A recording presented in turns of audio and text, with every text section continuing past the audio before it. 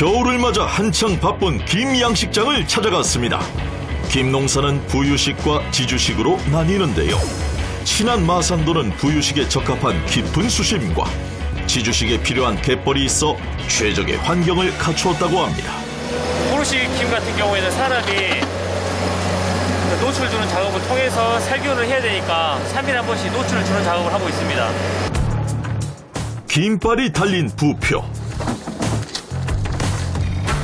김이 자라는 기간엔 김발을 햇빛에 노출시키는 것이 중요한데요. 이렇게 해야 김의 광합성을 돕고 발에 매생이, 감태 등의 잡풀이 김에 부착되지 않아 건강하고 깨끗한 김을 생산할 수 있죠.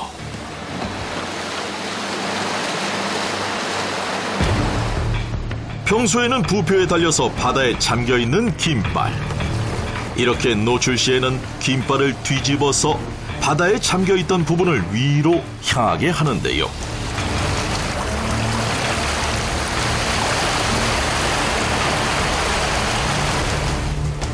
하나하나 김발을 뒤집어서 햇빛과 해풍에 노출시켜준 다음 일조량에 따라 4-5시간 뒤에 다시 뒤집는데요.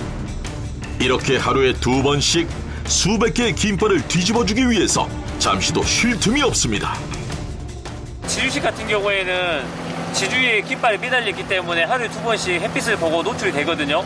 근데 포르식 같은 경우는 항상 담가져 있기 때문에 사람이 이렇게 배를 이용해서 뒤집는 작업을 해줘야만 김이 성장하는 데 도움이 됩니다.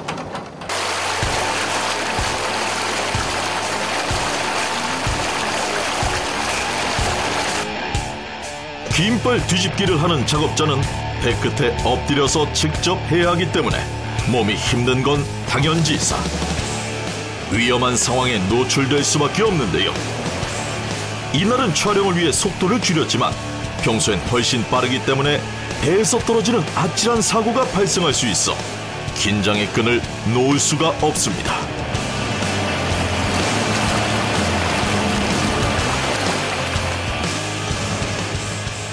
김발을 뒤집는 사람과 배를 운전하는 사람의 호흡이 잘 맞아야 원활한 작업이 이루어지겠죠?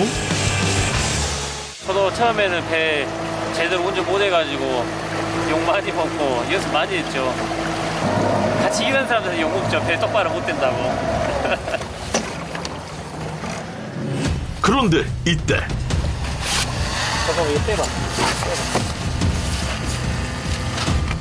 갑자기 배를 멈추고 김발을 확인하는데요. 아하, 김발 끝에 걸린 고리가 빠졌네요. 김발을 뒤집을 때 고리를 낚아채 힘껏 당기기 때문에 종종 발생하는 상황이라고 합니다.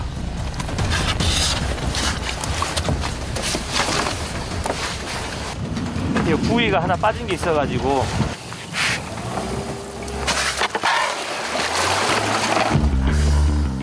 바닷물에서 김을 키우는 부유식 재배의 경우 11월이면 첫 수확을 할 수 있다고 하는데요. 그런데 어떤 김을 생산하는 건가요? 이게 이제 곱창같이 생겨서 곱창김인데 잎바디 돌김이라고도 하고요. 그 다음에 이제 추우면은 이게 금방 빠져버리니까 가격도 비싸고. 원초가 돼지 곱창처럼 꼬불꼬불한 곱창김은 한철 중에서 20일 정도만 짧게 생산되는 귀한 김인데요. 그래서 생산량이 많지 않기 때문에 곱창김과 함께 일반김 포자를 뿌려 같이 재배한다고 합니다. 지금 상태는 이제 곱창김이 빠져나가고 지금 일반김이 자라나고 있는 상태예요. 보시면은 이렇게 부드러운 애들이 지금 일반김이고 곱창김은 지금 여기는 싹 빠져나갔네요. 일반김은 김밥용 김으로 보통 11월에 첫 채취를 하는데요.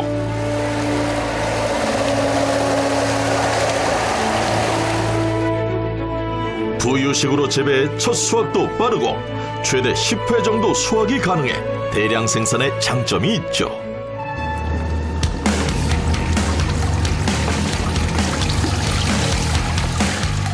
부유식의 김 수확은 11월부터 이듬해 4월까지 이어지는데요. 이때가 되면 김 생산자들은 쉴 틈 없이 바빠집니다. 한겨울 날씨가 추우면 추울수록 김의 질도 좋고 수확량도 많아진다고 하는데요.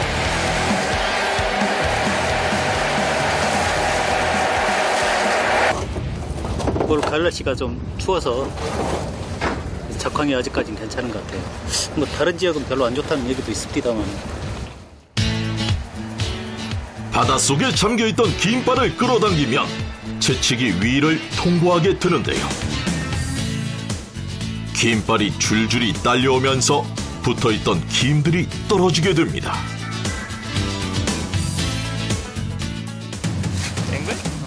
이번엔 지주시 김 양식장으로 이동합니다. 지주시 김은 밀물 때만 채취가 가능하기 때문에 작업 시간이 제한돼 있다고 하는데요. 오늘 주어진 시간은 3시간. 김 채취기를 정비한 뒤 서둘러 바다로 나갑니다. 이제 바람 부는 날 그럴 때만 쉬고 안 그런 날은 그냥 계속 일한다고 보시면 돼요. 과연 시간 안에 무사히 김을 채취할 수 있을까요?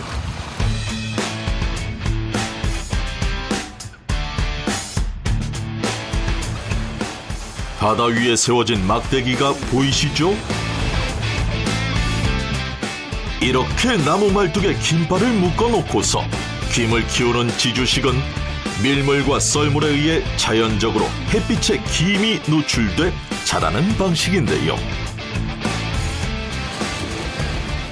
이로 인해 김의 맛과 향이 강하지만 부유식보다 성장 속도가 더뎌서 수확량이 많지 않다고 합니다. 하지만 김 채취는 촘촘하게 박힌 말뚝을 피하면서 작업해야 하기 때문에 부유식보다 더 힘이 든다고 하는데요. 1분에 1300회 정도 회전하는 채취기의 날카로운 칼날을 조심하며 김발이 제대로 올라오도록 계속해서 손으로 끌어줘야 하는데요. 자칫 방심하면 큰 사고로 이어질 수 있어 항상 주의가 필요한 작업입니다. 김 채취선엔 커다란 채취기가 자리 잡고 있어 작업자들은 제대로 쉴 공간조차 없는데요. 좁은 배 위에서 몇 시간씩 서서 일해야 하는 극한의 작업입니다. 하지만 물이 차오르기 전에 모든 작업을 끝내야 하기 때문에 서두를 수밖에 없습니다.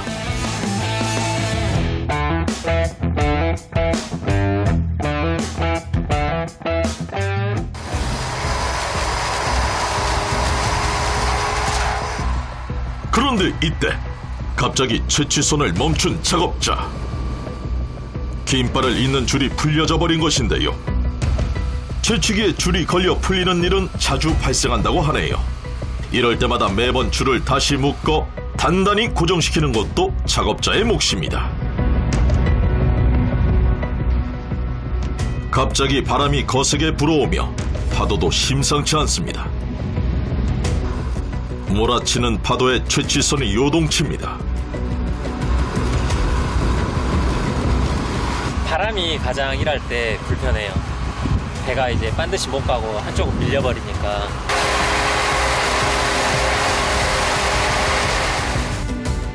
매서운 바람 속에서 진행된 작업. 바람이 세게 불면 배가 밀려 작업자와 시설물이 서로 부딪혀 사고가 날 수 있기 때문에 결국 작업을 멈추기로 결정합니다. 예, 오늘 바람이 많이 불어서 이 정도로 마무리해야 될 것 같습니다. 이 정도면 얼마 정도 수확하는 거예요? 이 정도면 한 3톤 정도 나와요, 무게로.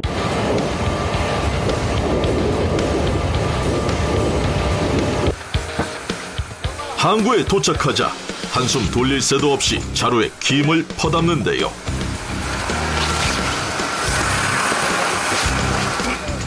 물을 머금은 물김이 무거워 이 작업도 쉽진 않습니다. 일할 때 힘들어도 이렇게 채취해서 수확물을 보면은 그래도 기분이 좋죠. 어렸을 때는 이제 부모님 따라서 하다 보니까 하기 싫은 일이었는데 이제 제 직업이 돼가지고 저와 제 가족들을 이제 먹이 살려주니까 굉장히 감사하죠. 수출도 많이 하고 태국에서도 김 구박을 엄청 많이 한다 하더라고요. 그래서 다시 김 가격이 많이 오르고 있는 추세네요. 채취한 물김은 싱싱한 상태 그대로 전국 각지로 팔려나간다고 합니다.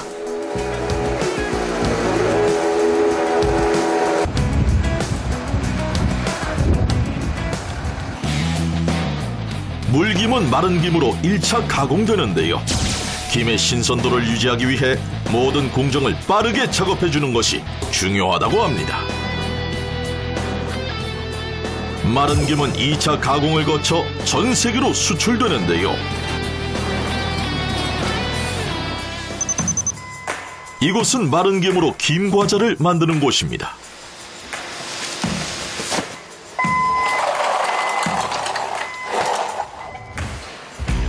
김과자가 해외에서도 인기 간식으로 인정받다 보니 바쁘게 돌아가는 공장. 김과 김 사이에 소스를 바른 뒤 다양한 토핑을 넣고 만드는데요. 김스낵 안에 들어가는 멸치 토핑하는 거예요. 해외 입맛을 공략하기 위해 다양한 토핑 재료를 만드는 작업이 가장 중요합니다. 멸치의 특이한 그 비릿한 냄새를 잡기 위해서 치즈, 허니버터 또 등등 여러 가지 원재료들이 많이 첨가가 되고 있습니다. 대량으로 생산해 해외 수출하기 때문에 기계도 작업자들도 쉴 틈 없이 돌아갑니다.